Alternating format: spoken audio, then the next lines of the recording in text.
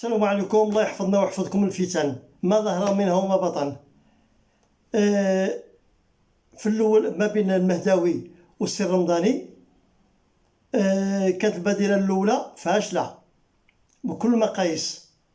البادرة ديال الصلح بيناتهم، لأن القصة كي دايرة، المهداوي كاين داير لايف واتصل به السي الرمضاني على أساس الصلح، ولكن باش يقولوا عفى الله عما سلف، داكشي اللي فات نتهناو منه، لا بقاو تيجبدوا الماضي وبقاو تيديروا غير بلاصتهم. اذا جات ليله القدر هي البارح في الليل. شكون اتصل؟ اظن المهداوي اتصل بالرمضان، اظن، ما عنديش تحقيق، ولكن المهم الاتصال كان بيناتهم. اذا ليله القدر، رمضان، اخر ديال رمضان، اذا والصلح خير. اذا هذه بادره في الظاهر ديالها كتبان ممتازه، لكن مع كامل الاسف ان كما قلت الاولى كانت فيها تفاهات، وهذه المناظره ديال البارح او الحوار ديال البارح ما بين الرمضاني والمهداوي كان فيها لا يدراع، خصو بينو يدو لا يدراع بيناتهم، كانهم تيلعبوا البوكس، كل واحد باغي يطيح الاخر. وهذه ماشي من خصال ديال المغاربه، هذه ماشي خصال ديال المغاربه الحرين. المهداوي خصو يحترم الرمضاني، والرمضاني خصو يحترم المهداوي، ويطوش في حاجه جديده ويقول لك عفى الله عما سلف. الا قلت لي لا، قال لك علاش انت قلتي لي كذا، وتيجبدوا الماضي. اذا ملي تيجبدوا الماضي ما عمرهم انتهوا. اشنو وقع عباد الله؟ لا تيجبدوا الكلام اللي هو بيناتهم لا علاقه له بالحوار، عندهم علاقه بالضربه القضيه.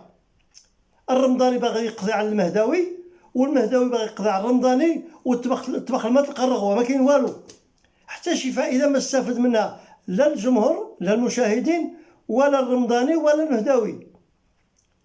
ولكن اللي قلت في الاول ان حنا الوسخ ديالنا ما خصناش نشوفوا واحدين اخرين. الحوار العالم كله تيشوف فيه، وما كاين حتى شي فائده اللي يستفد منها الجمهور او المشاهدين، غير الكلام الخاوي. هذه من ناحيه. اما من ناحيه اخرى ما فهمت شنو وقع. واش هذا الشيء كل شيء من اجل جلب المشاهده؟ اذا تيمثلوا علينا هادو، ما فهمتش شنو وقع بالضبط. ثانيا، حنا تنشوف ماشي غير المهداوي، انا قلت في الاول كان المهداوي وتحفه والرمضاني ولا المديمي بيناتهم اصدقاء وصبحوا اعداء. اذا الا كانوا تيجروا للصلح مزيانه، ولكن تيبان لي كل واحد تيجبد السلاح باغي يقضي الاخر. اذا المعركه حاميه بيناتهم. تحفه تيقلب شي حاجه اللي الضربه القضيه كيفاش يقضي على المهداوي تيشوف كيف يقضي على الرمضاني. المديمي مع التحفه. اشنو وقع؟ واش ما نقدوش نصالحوا بيناتنا؟ ما نقدوش عفى الله عما سلف، وحنا مغاربه وكلنا تحت رايه واحده، الله الوطن الملك. واللي غلط كاين الحمد لله القضاء في المغرب، كاين المخزن. علاش نخليو حنا نبقاو نتعايروا بعضياتنا؟ هاتوا مثلا حنا شفنا شنو. انا تنشوف هذا الشيء اللي وقع في هذا الاخر هذا. مثلا تنشوف صحاب اليوتيوب بزاف منهم اللي هما عاوتاني خرجوا الطريق، اللي هما كلهم فاسقين. هذو اللي هما تيتعايروا، اللي تيتعايروا في اليوتيوب عبر وسائل التواصل، انا تيبان لي كلهم غالطين، وكلهم الا كانوا تيديروا هذا الشيء هذا من غير باش يكسبوا المشاهده ما تياكلوا الا السحت. علاش؟ القضيه اللي فيها الشتم، وفيها الكلام الساقط، وفيها الاتهامات الباطله. الزروالي ضد تحفه ضد الزروالي ضد بكريشه ضد سعاد ضد. اش هاد المصيبه هذه؟ الزروالي ضد نعيمه. المهم ملي كتشوف هذا الشيء هذا كلشي سوق دايروا بيناتهم سوق ديال التفاهات، وكل واحد باغي يدخل الاخر للحبس، كل واحد تيتمنى السقوط للاخر. واش هذا الشيء هذا هو من اجل المشاهده؟ الله يخليها مشاهده. انا تنقول الا كان الهدف ديالكم وهو باش تكثر المشاهده، شحال من واحد ما تطلق بسبب هاد التفاهات، شحال من واحد خلق المشاكل بهاد المسائل ديال التفاهات. حنا تكلمنا على الصحفيين مثلا المهداوي والاصدقاء ديالو، هما معادين بيناتهم كانوا اصدقاء وصبحوا اعداء، كلاو الطعام ديال بعضياتهم ونكروا كل شيء. هاد الناس ديال اليوتيوب تا هما الزروالي ولا الرباعه ديالو واللي ضدو واللي معاه واللي سميتو، ما خصهمش يشوهوا بالمغاربه بهذه الطريقه بحال هكا. كلشي يتفرج فيهم. كاين مخزن في البلاد اللي دار الخطا يتعاقب، ولكن التهم باطله. انا تيبان ليا هادو الله يهديهم راهم غالطين وغالطين وغالطين بزاف. ماشي غير هما، تنشوف دابا غير حتى المغنيين دابا والمغنيات. حفر لي نحفر لك من ما انا ما فهمتش المغنيين ديال شحال هادي، واش كانوا تيحفروا لبعضياتهم بحال هذا الشكل هكا؟ واش كانوا في التفاهات ديال صورني نصورك وفضحني نفضحك؟ واش بين المغنيين او الفنانين كانت تلاقات اللي كانوا شحال هادي؟ ما كانش تلاقات.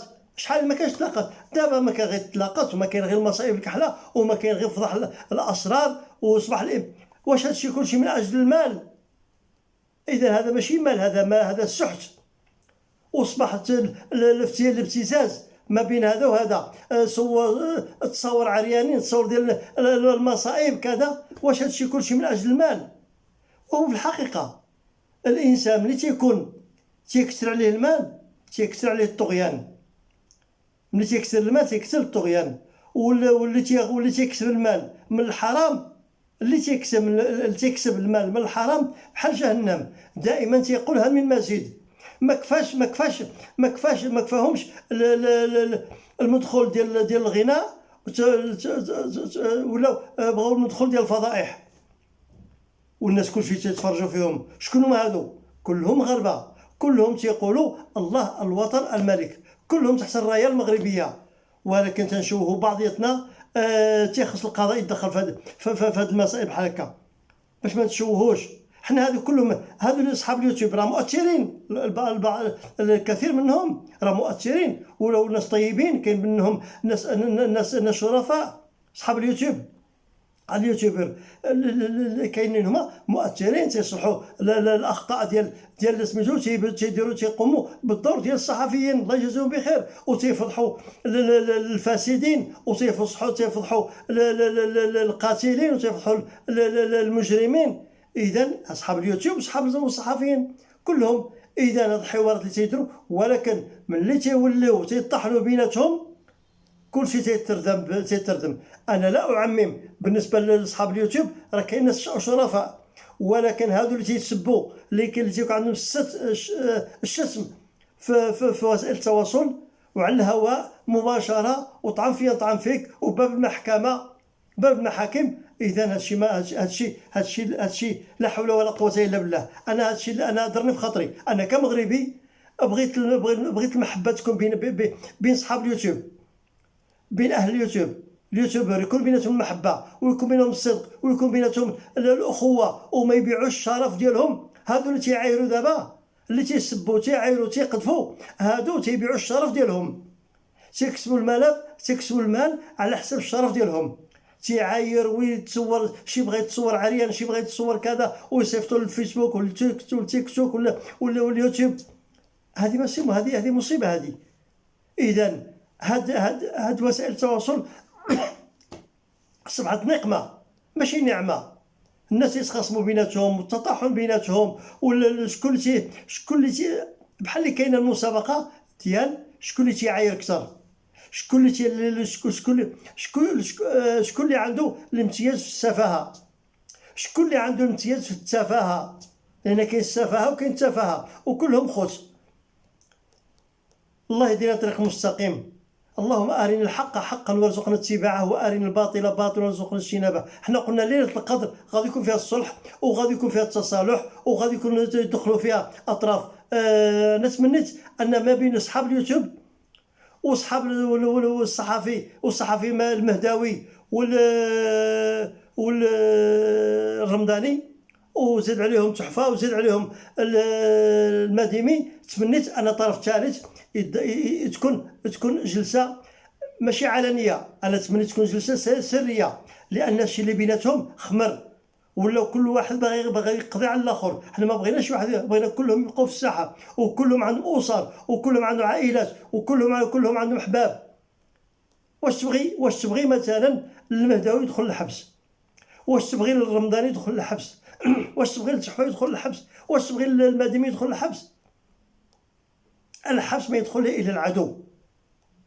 الله يحفظنا وياكم من الشدائد. حنا بغينا تكون المحبه بيناتكم، تكون القلب الابيض بيناتكم، ويكون التصالح بيناتكم، وتكون هذه الوسيله ديال التواصل تصرفوها في هادشي اللي تيديروا البعض. دابا هما دابا بحال القضيه ديال الكولونيل. هما دابا تيجيو شي وحدين، هما دابا تيبحثوا وتيقلبوا وتيوصلوا كما تيقولوا تيوصلوا خبز الفران.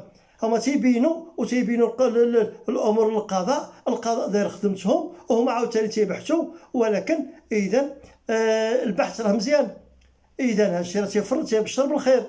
ولكن هذوك اللي تيتعايروا في جهه اخرى، في الضفه الاخرى، تنقول في الضفه الاخرى لان هذوك كتسمى الضفه ديال التفاهات.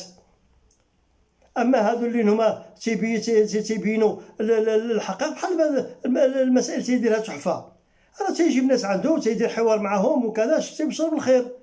السي المهداوي كذلك تيجيب ناس من كل طوائف، تيجيب ناس دينيين تيذكروا على الامور الدينيه، على الامور الفقهيه، على الامور ديال الاخلاق، على الاخطاء، هادشي كله تيبشر بالخير. ولكن ملي تيبقاو يطيفوا بيناتهم، ما عرفتش علاش هادشي كلشي من اجل المال. الا كان هادشي كلشي من راه تياكلوا غير السحت.